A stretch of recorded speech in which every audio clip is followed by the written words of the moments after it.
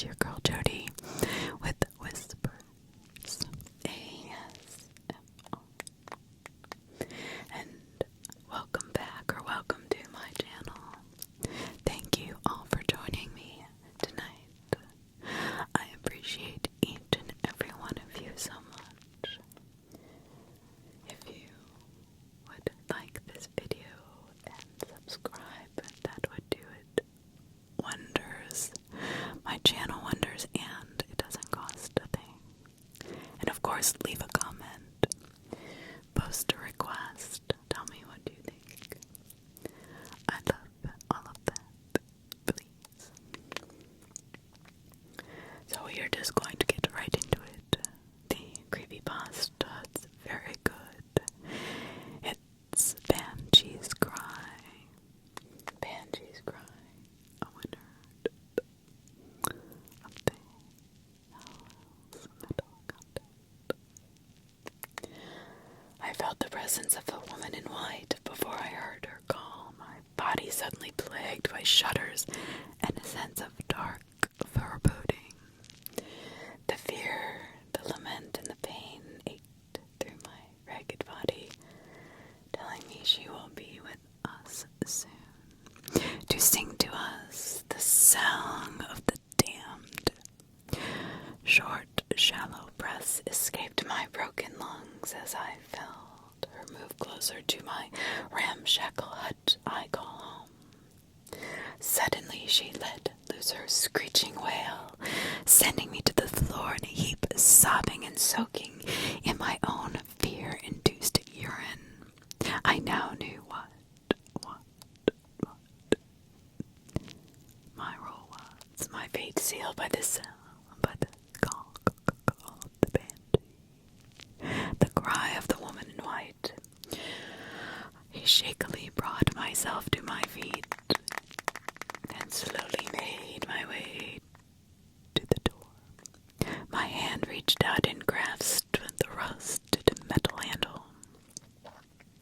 The door swung open, rusted hinge creaking. For the first time in my bleak life, I saw the banshee, the summoner of my kind, enter their demise of fortune.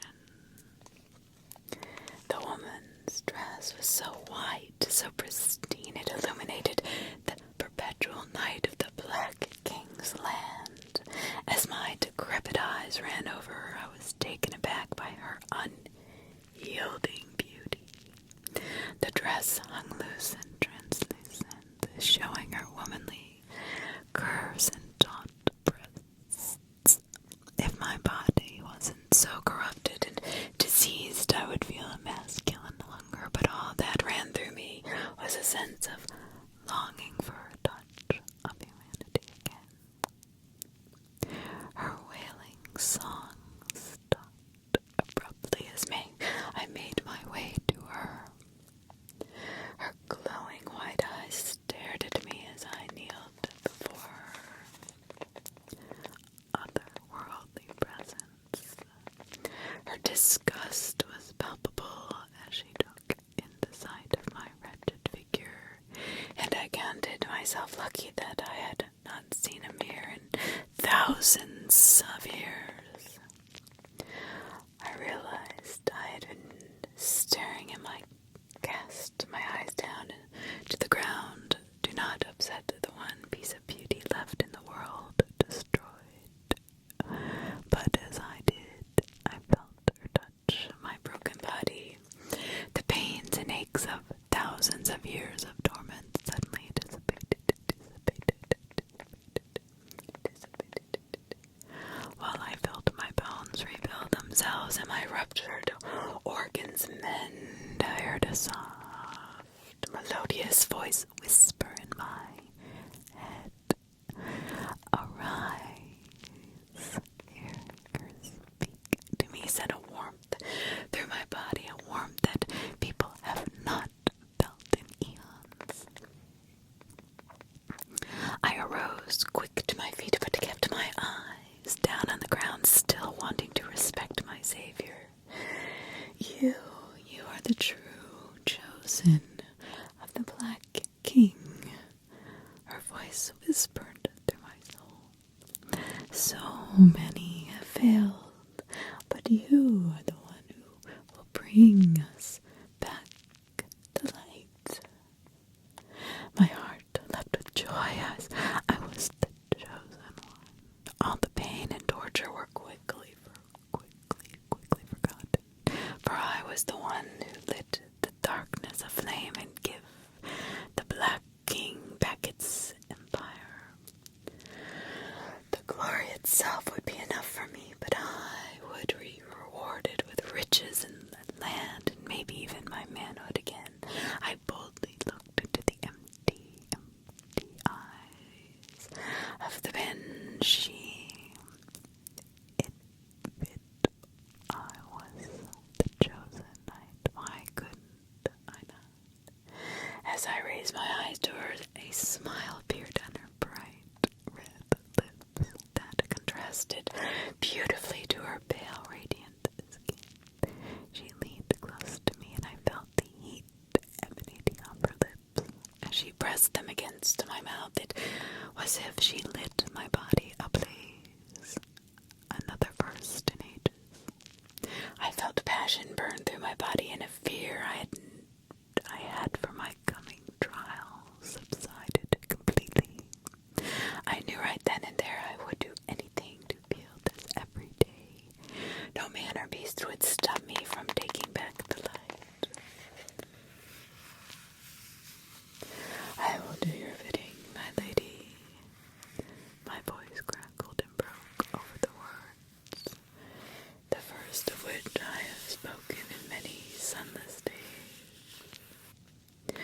Her smile seemed to grow brighter as she pointed in a direction behind me.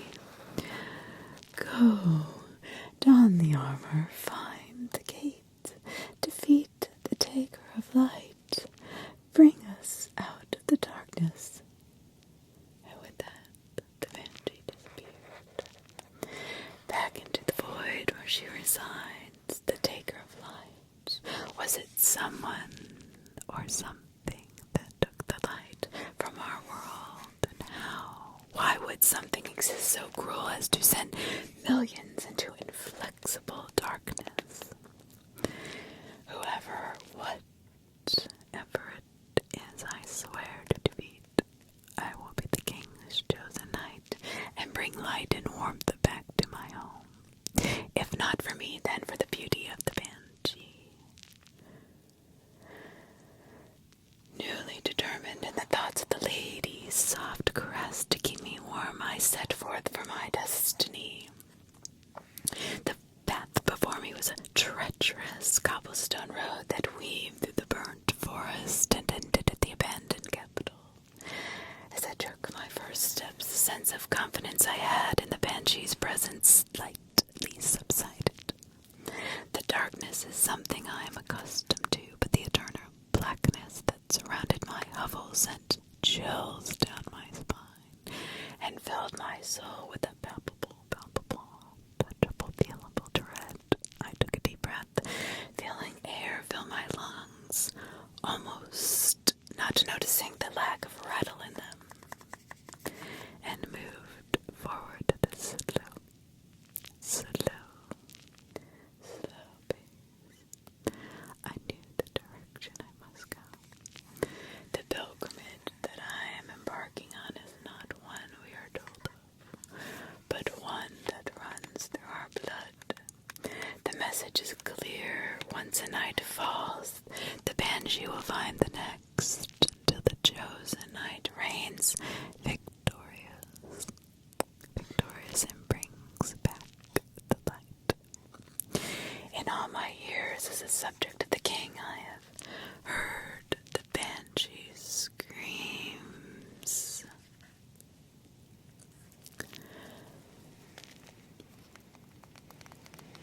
Thousands of times, always in groups of two.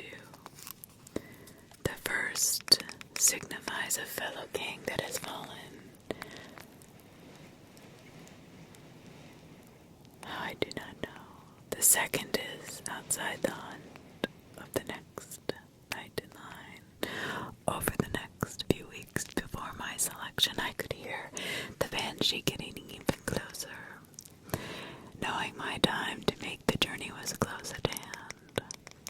I forced myself to focus on the vision and no longer dwell on my unpleasant past. I was a new man. I was a new man, the chosen knight to lead the king's land back to its glory. My focus relit and my pace quickened. I made my way forward, feeling the pull of the gate as my body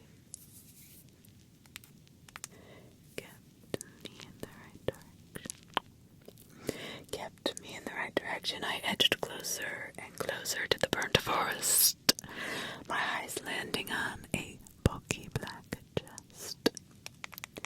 The armor each knight had only loose rags, befitting of only a peasant, but once they set out on their journey they were fine, the armor of the pilgrimage, and wear it into battle against the king's enemies. I ran to the chest, feeling the excitement burn through my body. The chest itself was magnificent. The wood charred black to match the rest of the world that we lived in was engraved with ancient sigils, signifying it was the property of the king himself. I fumbled with the rusted metal latch and popped open the top, catching my first glimpse of the armor. It was truly a work of art. The armor was darker than the night itself, with a hooded skull embossed over crossing swords on the breastplate. The elbow joints and the knee covers had thin, extremely sharp blades running parallel with the arms and legs of the armor, showing it was not only beautiful but deadly, like a child in the morning of their birth. I tore into the chest and started donning the armor. As I tightened the last strap of the leg pieces, my eyes found a small latch at the bottom of the chest. I bent over and I pulled on it, and the whole bottom gave way to reveal the helm and the sword to pair with the rest of the armor. The sword was a true long sword, 4 feet long, with a thick razor sharp blade. The pommel and hilt were of true artistic design. A leather-wrapped handle and a pommel decorated by circular black stones. The helm seemed to focus on practicality, designed of black steel, with mail on the bottom to cover my neck. As I felt the armor caress my body, a feeling of power surged through me. I felt invincible and able to defeat any foe. I took off running towards the gate, but no longer wary of what lurked in the darkness, no longer fearing any enemy of the unknown.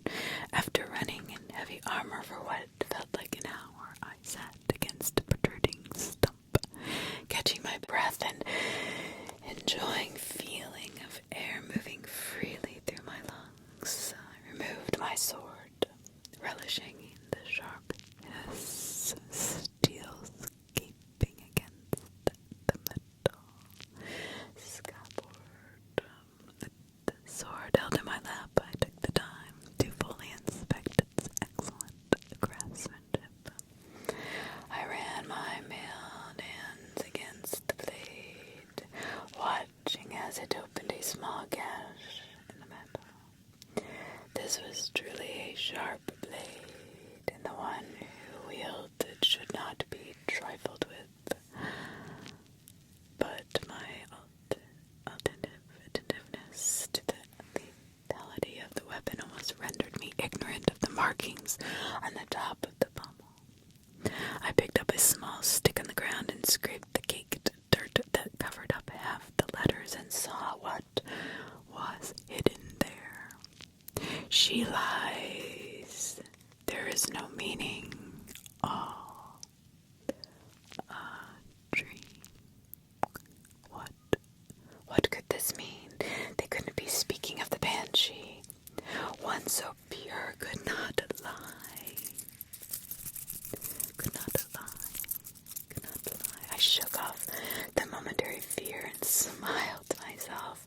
I looked up and said, "A test, my king. My faith will not so easily be broke." Before I could finish my sentence, 3 figures entered my peripheral. I could not quite make them out. They were only shadows on the edge of the eternal blackness. "Who goes there?" I bellowed in my confidence as it waned. "I am knight of the king who shall not impede my journey." But there was only silence. Whoever or whatever is out there was either scared by my presence or was bidding its time to attack. Either way, I knew it was time for me to start moving again. I moved with intensity, but a bit slower due to my knowledge of not being alone. Something in my gut told me I was almost out of the forest, which meant the abandoned capital was the only thing standing between me and the gate. Before my joy peaked, tired of wrestling in front of me, I squinted my eyes and could make out a slightly human, albeit disfigured shape. I said once before, "You swine, I am not one to be bothered with your trivial pursuits." Again, only silence. But this time the figure stood still as 2 more flanked its position, their movements awkward and shambling. "Move out of my way, or I will cut you down where you stand." There was no response. Silence again, but then faint. Just faint laughter. "Oh, fool, you are of many," hissed one of the figures in front of me. "You will fail, burning by the light you don't deserve."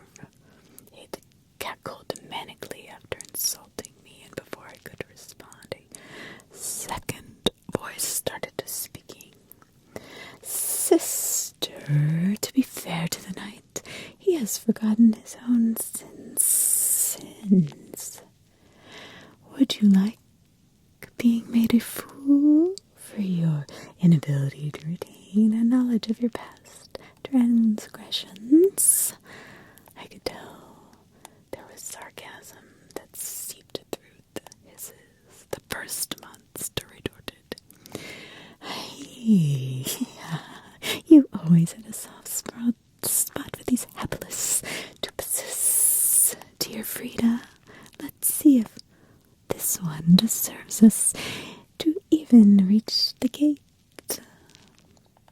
I'm not sure what this test was, but I removed my sword and readied it for combat. The 3 figures shambled towards me quicker this time. As they closed in, I finally got a good look at whom I was facing, and all 3 were hideous monstrosities. Their faces were horribly malformed, their noses just slits in their face, eyes sewn shut, and their mouths covered in sores. Their approach gave me insight as to why they shambled. The demoness's legs and arms were bent and broken at odd angles. One of them, her arm, was removed, and the bone sharpened to a point. My God, how could being so corrupt be allowed to live? "Brace yourself, horrors, my sword will tear you to shreds." I leapt forward, bringing down the crushing weight of my steel on the nearest beast. A shrill sound escaped her putrid lips when the blade eschewed her shoulder, the noise reminiscent of the banshee. I placed my booted foot against her midsection and yanked my sword free, bringing it with a thick black blood that stunk of rot and decay. The monster laid on the ground, writhing in pain as her sister shrieked with rage and fear. The second advanced on me, this one armed with the sharpened bone. You will pay for that night. The bone blade suddenly extended outward and slashed towards my face. I brought up my weapon and parried the blow. The metal and the bone grating a resounding thud. She came back at me again. This time, however, I was fully ready. I sidestepped gracefully, her momentum driving her forward until she tumbled headlong into the ground. Unkept Quim, you think your untutored violence is a match for an able knight. Before I could finish her off, I felt a sharp pain in my side. I looked down to see rusted stilettos sticking into my armor. I turned and faced the third sister, this one clearly not as talkative. I laughed in her face. It seems you have misplaced your sewing needle, my lady. As I spoke, I yanked the thin blade from my side, tightly gripped the third sister's shoulder, and shoved the stiletto into her exposed stomach. She looked up at me and smiled. Grabbing my hand, she pulled the blade deeper inside herself, while the hole I made in her belly looked up at me and smiled. Grabbing my hand, she pulled the blade. The edge of her massive open wound sprouted teeth, and I felt what I thought was a huge tongue brush across my knuckles. I reeled backwards and quickly smashed my forehead into her face, feeling her bones crunch under my thick metal helm. Her iron grip on my hands let go immediately as her limp body crumbled to the earth. No more monologues for me. I lifted my sword in the air and brought it down with all my might. The demon's head was removed with an audible pop, and the wave of stink from the she-beast's rotten blood invaded my nose. Nasty shrew, I mumbled under my breath. Killing my sistress will not help you when you face the light foe, champion, the bone-bladed witch said as she got to her feet. You're nothing. Everything your lady in white told you is a... I wouldn't let her spew or bile her hearsay any longer. I thrust my blade forward into her neck, covering my sword and new found armor in her reeking lifeblood. She slunk to her knees as I pulled my steel out and prepared for finishing the blow. Her repulsive laugh was interrupted by a hacking cough. You will always be damned. As the last word rose to her revolting lips, she collapsed in a heap of mangled limbs and murky blood. Bodily fluid. It was the first time in millennia I felt someone or something in mortal combat, and the feeling was riveting. I smiled as I wiped away the blood on my sword, relishing in the pain I inflicted on those disgusting wretches. I walked around the area of our skirmish, stabbing my sword into their carcasses, making sure none of them would seek revenge later in my journey. But alas, they were all dead, defeated by the king's champion. I laughed out loud, relishing in my victory. But it was time to move on. I went back to my quickened pace, knowing full well I may run into danger, and part of me was excited to test myself in battle once again. Another hour passed. Another hour spent running in my armor. The black metal went from a gift to a burden in 1/2 a day, the weight slowing me down and bringing on a sense of lethargy. But before I could give in to the pull of a short nap, the trees started thinning and my eyes fell on the outline of the great city, the abandoned capital. Back before the light was taken from the Black King's land, the abandoned capital stood as a mighty citadel, defending the territory from the king's enemies. If only I had the time, I would explore every nook and cranny of the great city. But the mission must be completed. If we were ever to restore our home, my examination could wait. I gazed on the outline of the city, trying to piece together where I would need to enter to find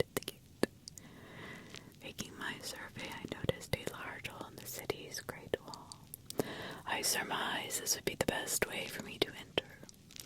I took off down the hill, more cautious than ever, not wanting to be noticed. By whoever would ever not populated the capital, I found the walls gaping, wounded, pushed through. Stopping just a moment to gaze upward at the massive guard towers on spiraling churches. The city was truly magnificent, and I again felt the pull to explore, but my loyalty prevailed, and I took off in the direction of the Grand Port Willius, the gate that will lead my people to freedom. I ran down the narrow streets and weaved through the long-forgotten merchant stalls, barely able to register the true grandiosity of the city. My heart was still filled with joy, though I would soon be returning here a hero, but my delight quickly soured.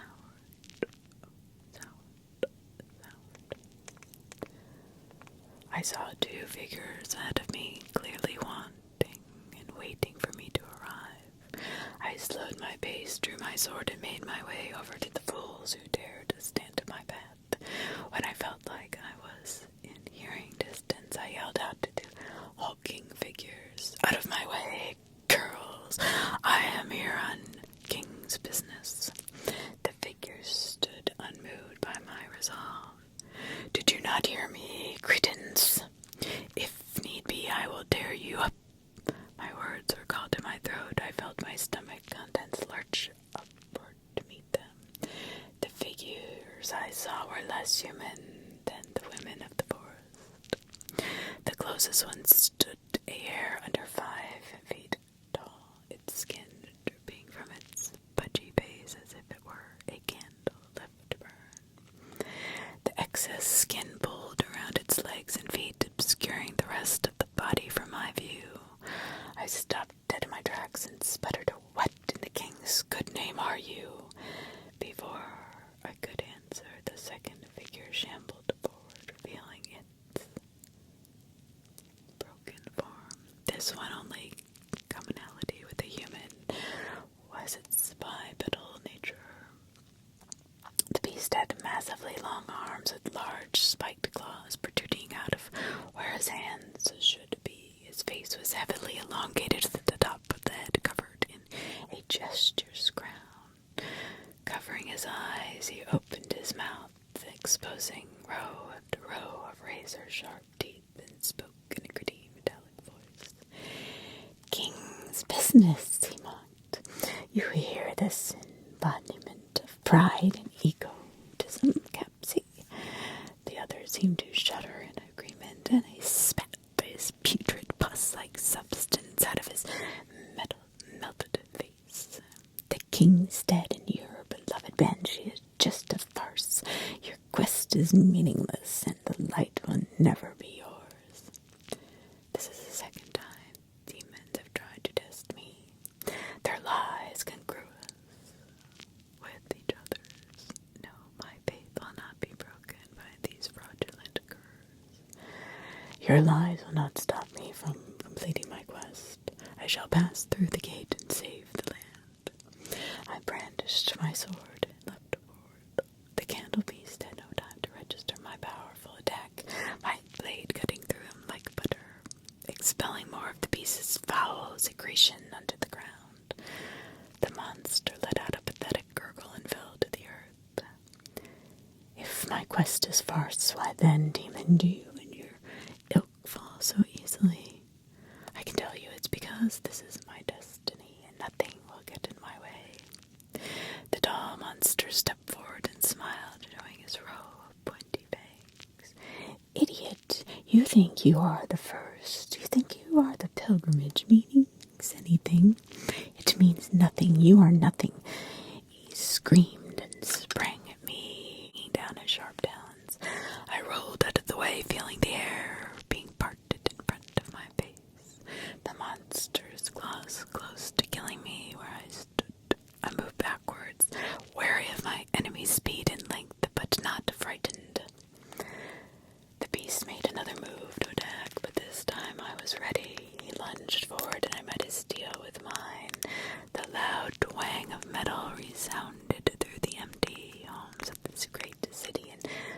was both reeling backwards.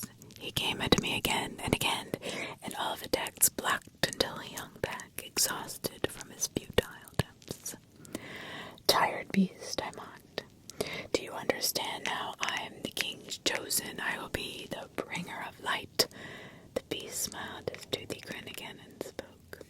Prideful knight, you are clueless. When I am done carving you up, I will feast on your bones.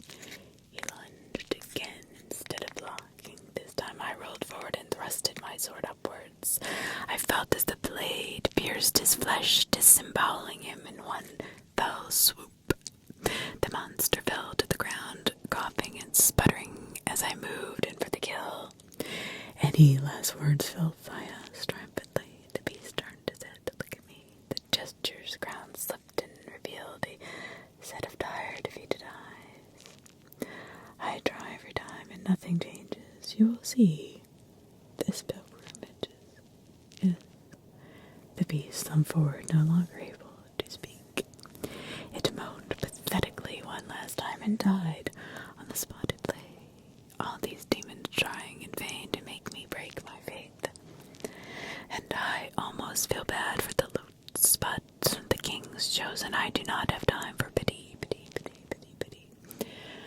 Within minutes of my last try, I was moving swiftly towards the city's edge, finally glimpsing the back walls of the abandoned capital.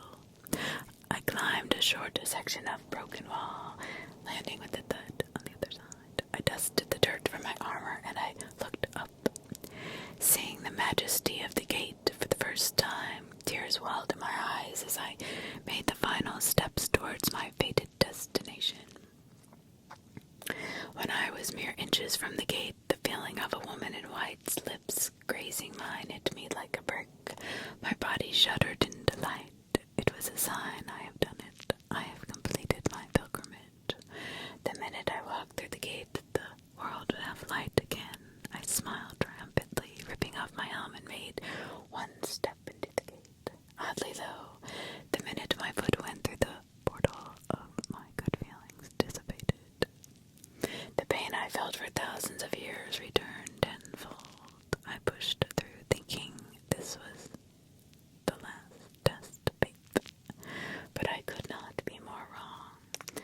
As my face passed through the famed gateway, my whole world turned blindingly white. My body felt as if it was encapsulated in flame, every inch of me burning, each nerve ending, screaming for death. What did I do wrong? I was the chosen one, I screamed aloud. I still could not see, but I was not yet willing to give up. I pulled my shattered body to my feet, still screaming in pain. My eyes adjusted slightly, and I could make out a movement in front of me. It was her. It was my lady in white here to rescue me. As she got closer, I realized again I was dead wrong. Before, she was the true definition of beauty, but here now, as bright land, she was a hideous, grotesque corpse, draped in a white cloak, cloak. She opened her mutilated lips and said, "This was all a trap, a payment due for your sins in life." I dropped to my knees as it all came back to me. I've done this 1,000 times. The same result.